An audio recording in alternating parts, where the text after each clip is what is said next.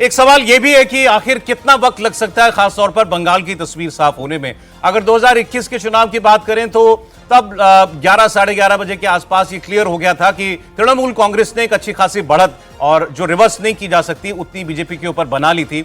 लेकिन इस बार देवेंद्र, कुछ लोग ये भी कह रहे हैं कि क्योंकि बहुत विवाद भी करने की कोशिश की जा सकती है काउंटिंग के दौरान, हो सकता है काउंटिंग थोड़ी धीमी भी चले, तो हो सकता है हम थोड़ा लंबा इंतजार करना पड़े। ये होगा सौरभ, क्योंकि अभी आप समझिए कि ये एक तरह से इलेक्शन का तीसरा फेज हो रहा है दोनों ही पार्टियों के लिए। ये इलेक्शन 3 फेज का था, 2 फेज का नहीं था। 2 फेज में वोटिंग हो गई और तीसरे फेज में दोनों तरफ से जैसे तैयारी चल रही है उसमें आप देखेंगे कि एक एक छोटी से छोटी गलती पकड़ के उस पर ऑब्जेक्शन करने की कोशिश की जाएगी।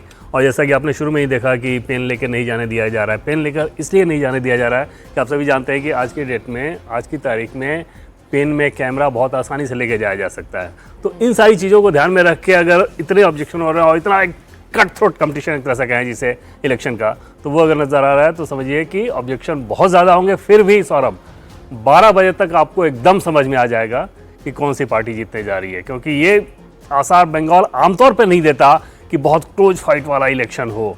अमूमन वो ये एक तरफ से मैंडेट अपना क्लियर देता है। हालांकि पहले के आप जितने उदाहरण उठा के देखें उसमें एक ज़रूर फ़र्क है इस बार अगर बीजेपी जीतती है तो, कि उसमें क्योंकि मुस्लिम वोट स्विंग हो जाता था तो उसमें बहुत आसानी के साथ जो भी पार्टी, नई पार्टी जिसको आना होता था वो आसानी से आ जाती थी।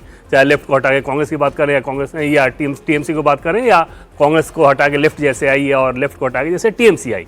बीजेपी के केस में होगा कि अगर ये बदलाव होता है तो उसको सिर्फ 70% वोट के हिसाब से ही करना होगा। लेकिन बहुत ज़्यादा संभावना इस बात की रहेगी कि 12 बजे तक तस्वीर एकदम से साफ हो जाए। ये जो 2 दिन बीजेपी ने और फिर टीएमसी ने भी एक दिन अपने वर्कर्स की क्लास ली है काउंटिंग डे के लिए, क्या बताया गया इनको?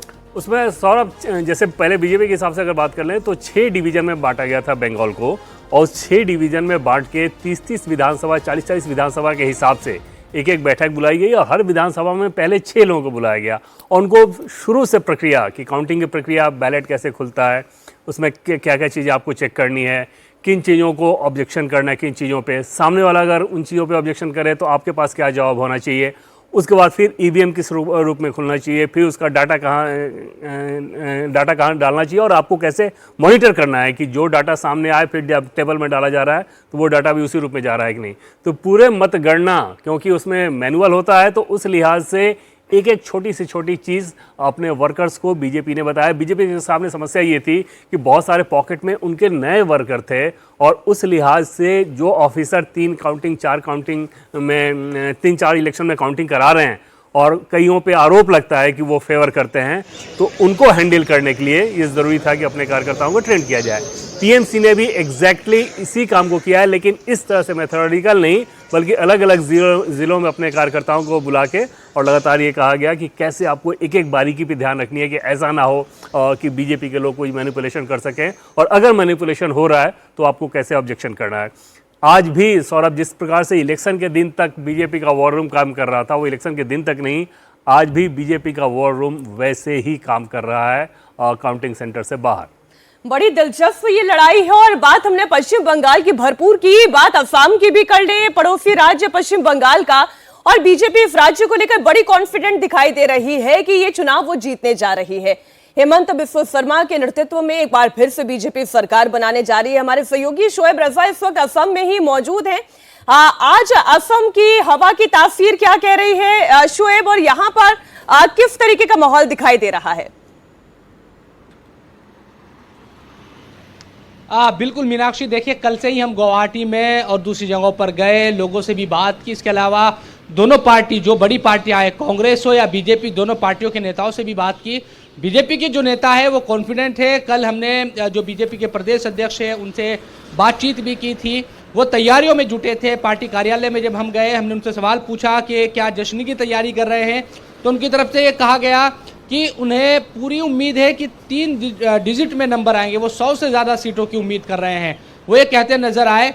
हालांकि कांग्रेस के जो नेता हैं उनसे जब हमारी बात हुई तो ये कहते नजर आए कि उनके कार्यकर्ताओं का मनोबल कम करने की कोशिश की जा रही है। ये जो तमाम एग्जिट पोल आए, लेकिन वो हार नहीं मानेंगे, बल्कि उन्हें उम्मीद है कि 70 से ज़्यादा सीटें वो जीतेंगे। तो कांग्रेस ये कहती नजर आ रही है। कुल मिलाकर आज का दिन अहम है और हेमंतो की तरफ से, जिस तरह से सीएम की तरफ से पूरा हमने कैंपेन देखा और उनके कंधे पर पूरा जो असम की जो अगर बात करते हैं बीजेपी लगातार ये कोशिश करती रही है चुनाव के दौरान से ही कि वो तीसरी बार यहाँ पर सत्ता में आए लगातार, और ये बात कहते रहे हैं हेमंतो भी कि उनका जो प्रदर्शन है पार्टी का, बीजेपी का जो प्रदर्शन है वो पहले के मुकाबले अच्छा रहेगा। तो ये तमाम चीज़ें, उनका रिजल्ट आज क्या रहता है ये देखने वाली बात होगी। ये बात सच है कि कांग्रेस या दूसरी जो, चाहे हम AIUDF की बात करते हैं, तो इनको लेकर लोगों से भी हमारी बातचीत थी, तो बातचीत में भी साफ तौर पर यह नजर आ रहा है कि उतना ज्यादा आत्मविश्वास इन पार्टियों में अब नहीं है और बीजेपी पूरी कॉन्फिडेंट यहाँ नजर आ रही है। अब तो थोड़ी देर बाद स्थिति साफ हो जाएगी कि असम में क्या होने जा रहा है। एक ऐसा राज्य जहां बीजेपी बड़ी कॉन्फिडेंट है और बीजेपी को ऐसा लग रहा है कि इस बार तीसरी बार उसकी सरकार बनेगी और हिमंता के चेहरे पर इस बार चुनाव लड़ा गया है, तो अच्छी खासी सीटों के साथ बीजेपी सरकार बनाने जा रही है।